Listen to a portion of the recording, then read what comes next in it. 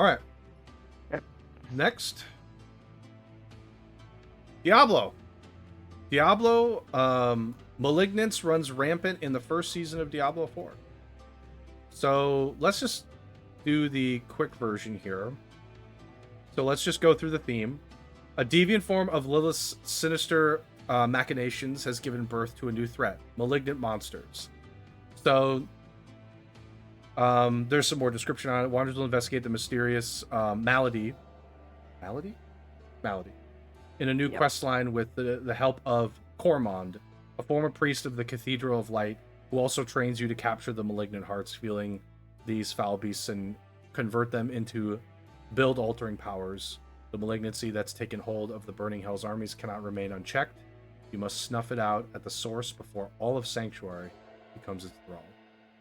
Just funny little thing. Scroll up real quick to the picture of the guy. That's what the NPC looks like. Yep. Cormod. Yeah, I was watching a stream when they did this, and someone posted a picture of Kyrie Irving, and this guy looks a lot like Kyrie Get the Irving. frick out of here. Oh, No, that's all I'm gonna see. This is ruined. It is Kyrie. This is ruined for me now. All I'm gonna think of is Kyrie Irving is training me in the ways of conspiracy theories. Journey with Kyrie to stop the malignancy on the flat sanctuary. Oh fuck. flat earthers. The freaking thralls are flat earthers. No, they're round. They like the round planet. We have to stop them. Transmute malignance into vengeance. This is something I think it's really interesting. So, slaying partly corrupted enemies, a type of malignant monster will drop a heart. These can be captured by performing a ritual with the Cage of Binding, an item required during the season's questline. Partly corrupted enemies are an unruly sort and won't go down easily. Trying to capture the heart will cause the partly corrupted enemy to be reborn as a fully corrupted enemy. If defeated, these amalgamations of rot will drop a version of the malignant heart that can be placed into special infested sockets in your jewelry in place of a normal gem. So this is an interesting idea. I think it's cool. I like it. I like the idea of having like something that you do on the world map where you could potentially get new powers as a result of, slaying seasonal enemies. A little bit more here. Go ahead. The thing I'm worried about with this is these heart powers better be pretty powerful, because skulls in armor is so powerful defensively, and you in the end game you just socket 3 royal skulls into your jewelry, which gives you 250 armor per skull. So that's 700. Losing 750 armor is a lot of armor. Yes, it is. These skull powers better be powerful enough to make up for losing. They said maybe you wouldn't use 3, but you'd use 1 or 2 probably. So losing 250 or 500 armor. I mean, these things need to be pretty powerful to replace 250 or 500 armor. So I would imagine because it's a seasonal thing, they should be. I mean, they said in the stream that these things are super powerful. They're as powerful, if not more powerful, than legendary aspects, basically. So okay. They are gloating that they're super powerful, but that remains to be seen. Right. There are lots of legendary aspects in the game that are completely worthless. They're just garbage. I mean, sure. Yeah. New boss battle. So there's a malignant tunnels, highly replayable dungeons teeming with fearsome foes. Varshan the Consumed, the newest boss battle, if you dare. Look at that. What a gross creature. If this is anything, unless this is an Uber boss, I would guess that this boss is going to be a joke, just like every other dungeon boss is right now, but we'll see. Yeah. How seasonal characters work. Let's talk about seasonal characters. With the season of Malignant beginning on July 20th, we wanted to take a moment to equip you with everything you need to know about seasons. To participate, a new character must be made on the seasonal realm, obviously. You do not need to purchase a battle pass or any add-ons to play the seasonal content, but you must have completed the campaign on either the Eternal or Seasonal realm, with at least 1 character. Once you have completed the campaign, any seasonal character will start the game with option to skip campaign, your mount availability immediately, all previously discovered altars of Lilith unlocked and the corresponding renown for them, all previously discovered areas. We talked about that before, though. Once the season has ended, the character you made and its progress will be transferred to the Eternal Realm. All items you collected, including in your seasonal stash, will be transferred to. You can take this character into Sanctuary whenever you please, but season-specific features such as Malignant Hearts will no longer be accessible. Interesting. Okay. Yep. I mean, this is how seasons work. Yeah. Let's see. Start a new character. And they did say that, and it kind of says it there, but unless you have completed the campaign, you won't be able to do the season quest line and the seasonal content. With the exception of the battle pass and like the season journey, you can do that. I assume you can do that stuff without.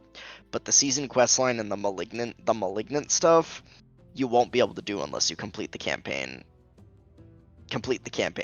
Yeah. So you're gonna need to complete the campaign. So, and when you start your seasonal character, make sure you click the skip campaign button, because otherwise you're gonna get you'll have to play the campaign first. Yeah. Which, I mean, if you want to play the campaign again, go right ahead. But I assume if you're making a seasonal character, you're gonna want to play the season content and not play through the entire campaign. You're gonna skip it. You do that. You're gonna skip that real fast. Let's see. Earn rewards. You kind of talked about that already. You'll earn rewards from the season journey and battle pass. The season journey is broken into chapters with tasks to complete. As you progress through the journey, you'll earn rewards benefiting Sanctuary's defenders, such as new legendary aspects, a mystery title, and a Scroll of Amnesia, which provides a free skill tree and Paragon reset. The journey also provides Favor, the resource used to climb through the battle pass tiers, which is also earned naturally by playing the game, blah, blah, blah. Here's the battle pass. This is a very standard battle pass view. Yep. I sincerely hope that I'm just looking through some of the free stuff on this page compared to the non-free stuff. You get a cloth shirt, a sword thingy, which looks basic as fuck. Yep, it looks like a sword. And I don't know what this is. That's the what do they call it? Smoldering Embers, which are the resources that's used within the season to give yourself like buffs. Like there's like an EXP buff and an elixir buff, but kind of nice that it's in the free tier. Yeah, those are all on the free tier, and they also have a level requirement. You have to like make your character has to be a certain level before you can unlock them. Sure. Because they don't want it to be pay to win. They don't want people to be able to boost through the battle pass and like get those immediately, and then you know. Yep. I mean, this is a very standard battle pass. I don't think there's anything really else to say. It looks very much like every other battle pass that exists right now. The free tier, obviously, you get something there near the back end of this particular page. Yeah. But and they said there's 27 free tiers and 63 non-paid tiers. So 9 more than there's 90 tiers total. Yeah, 9 because it's 10 per page. Right? Yeah. 9. Okay. Gotcha. They closed the page. Okay. Oh, item shop. We can skip that. We can skip the item shop. Nobody's buying. Oh, and then there's some. We already looked at the patch notes. Last week. That's what we did. there was a small patch the day of the live stream, but it was pretty inconsequential. I don't think we need to talk about it. And they said there's going to be a patch for season 1. A lot of 2 days before. There's going to be they said a big patch before season 1, 2 days before the season comes out on July 18th. So I just hope I don't have to play 6 hours a day to get everything, unlike other Blizzard games. Here's what I think they'll have done it. I think they'll have done it where they're like, we expect you to play. They'll probably expect people to play 2 to 3 hours a day. I think that's what they're going to expect. Yeah, I think what they didn't say it in this, but at least pre-release when they were talking about it, I think they said they think it'll take like, I forget what they said. Was it like 60 hours to complete the battle pass or something like that? How long is the season? Did they say when the season? It's 3 months. It's 12 weeks Okay. minimum. Let's just say it's 90 days. I know it's probably Yeah. not 90 days. Probably a little more than that, but yeah. Doesn't matter. Yeah. 90 days. Say it's 90 days. Math's easier when you have nice round numbers. That's not too bad. To finish the battle pass in a season, that's not too bad. That's really not that bad. It's like maybe, I think if you're cracking, an hour a day, you're gonna, hour and a half, you're gonna complete it. Yeah, I think so. Which is really not that unreasonable. Especially really like when the season first comes out, or whenever you decide to actually dive into it, you're probably gonna play more. You're probably gonna play more than that, and you'll wane off eventually. But yeah, I think their expectations, like, people are gonna go hard for maybe a few weeks, then it'll die off in the middle of the season, and then at the end of the season it'll ramp up again because people are gonna want to jump back in. That's typically how it works. I don't know. All this sounds great. I mean, like, I don't really have any complaints. The battle pass looks pretty standard. The season looks. I can't wait to venture with Kyrie Irving, through Sanctuary and through the gates of hell, to unlock all the conspiracy theories possible, and stop Lilith from making the planet round again. Yeah, I mean, I think it's decent. I think, like, the general consensus on this was that it's like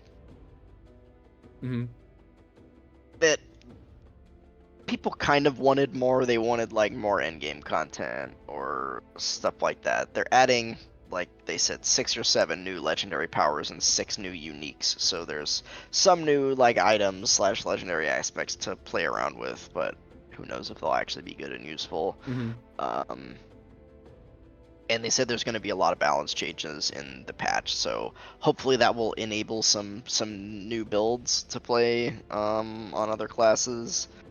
But yeah, we'll see. I mean, I think, as I said, the general consensus on this was like, meh, yeah, it looks like a season. They kind of like overhyped it beforehand a little bit. They're like, man, this is going to be bigger than any Diablo 3 season we ever done. It's going to be incredible. And then we got this, and people were like, well, it's fine. You know, it looks like it looks pretty fine. Yeah. It's fine. We'll see. We'll see what they cook up for the next seasons after this one, but I mean, again, everything that I've seen here looks pretty straightforward, which is kind of what you want. You don't want the worst case out of all this, right? Yeah. Which is Halo. Halo's always the worst case. Halo is always the worst case possible. Man, Halo just didn't add content nearly quickly enough. No, they did. They also just they went radio silent for like 6 months basically until they did anything, and I was like, okay, Halo. Good job. Good job. Yeah, I don't have anything else to say. I'm grinding out Halo this coming week. I've got my marching orders on not Halo, Diablo. Yeah, I'm grinding Halo too. Gonna get back on the grind of Halo. God. No, Diablo, yeah, a little bit. Play some Age of Wonders. Anyway. Anything else? Yeah, I don't think so. My plan is to play Druid with the new season, but again, we'll see. We'll see with what they do with the balance changes, what it's gonna be like. What you want to actually play.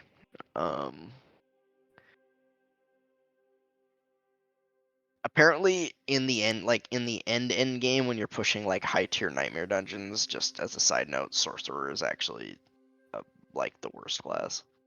I'm sure you can't deal with taking damage, can you? Like, how well can you mitigate damage? Sorcerer is too squishy because your main, there's not very much armor on the Paragon boards, and armor is the best damage mitigation in this game. And barriers can only build up to your max life, but not your actual max life, your base max life. So any extra max life you get from gear or whatever, you don't get barrier for that. You only get whatever the base life of the class is. Got it. Which is silly. So yeah, apparently sorcerer is actually pretty bad in like the deep end game compared to other classes. But Oh yeah, you gotta prevent damage. If you can't prevent damage, you're just gonna get one shot, and that kind of sucks. It sucks to get one shot. So yeah, it makes sense. If it can't mitigate damage as well. Anyway. So yeah, we'll see what they do with the balance changes. Yep. Should be interesting. All right. TwitchCon. This wasn't on our original doc, but it kind of just happened. I forgot that TwitchCon Paris was this weekend. We won't go into detail on all this stuff. I'll just give the highlights of this. We unfortunately don't have good visuals for these two. There was a Twitter that I follow that might have some info. I could try and dig it up. Let me just try and dig it up. I can't type.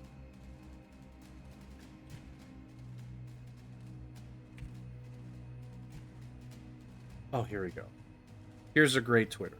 Zach has been inundating me with all the updates. So let me just go ahead and share the updates from this, which is, God, so much. Like, it's great to actually have this. So one of the changes that's happening is they are giving us something similar to I'm just gonna call it TikTok. So Twitch is launching its own version of stories on mobile. Share clips, pictures, text updates, and polls with all your followers. Subs only. Content disappears after 24 hours. So, interesting add-on. Another thing they're adding is a mobile-based clip discovery experience. This is TikTok.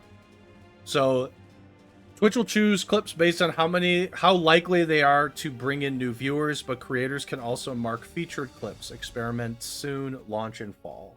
So this is just their version of taking clips and making it look like TikTok. I mean, like, this is the same thing. The entire thing is the same thing, except for the fact that you can just go directly to the stream from there. Which makes sense, right? You just jump right into stream from the clips page. Shared mod comments, so you can share ban info, things like that, between channels that you've shared with.